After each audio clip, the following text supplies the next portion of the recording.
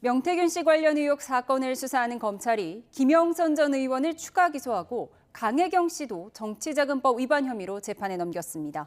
윤석열 대통령 부부의 공천 개입 의혹 사건은 서울중앙지검으로 이송하기로 했습니다.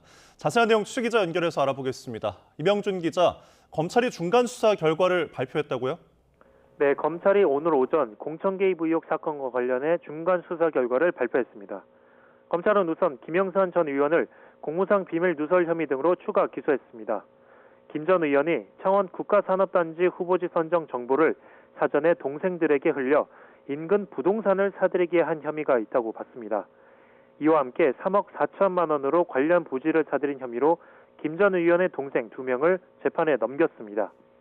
정책개발비 2천만 원을 가로챈 혐의도 적용해 강혜경 씨와 함께 재판에 넘겼습니다. 실제 여론조사 비용으로 2천만 원을 쓴 적이 없는데도 지난 2023년 12월 꾸며낸 여론조사 보고서 등을 국회 사무처 운영지원과에 제출해 정책개발비를 타냈다는 겁니다.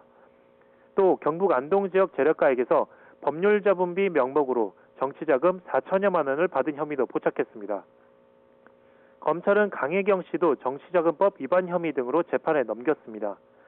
검찰은 강 씨를 국회의원 재보궐선거 공천 대가로 8천여만 원을 주고받은 혐의로 구속 기소된 명태균 씨와 김영선 전 의원의 공범으로 판단했습니다.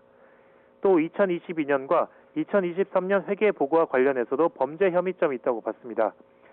강 씨는 2022년 6월부터 12월까지 세 차례에 걸쳐 정치자금 1억 800여만 원에 대한 지출 내역을 회계장부에 허위로 기재한 혐의 등을 받습니다. 2023년 회계 보고와 관련해선 342차례에 걸쳐 정치자금 1억 2,600여만 원에 대한 증빙서류를 갖추지 않은 혐의를 받습니다. 검찰은 윤석열 대통령 부부의 공천 개입 의혹 사건에 대해선 서울중앙지방검찰청으로 옮겨 수사를 이어나가기로 했습니다. 사건 관련자 대부분이 서울 등 지역에 거주하고 있고 행위 장소가 주로 서울인 점을 고려했다고 설명했습니다.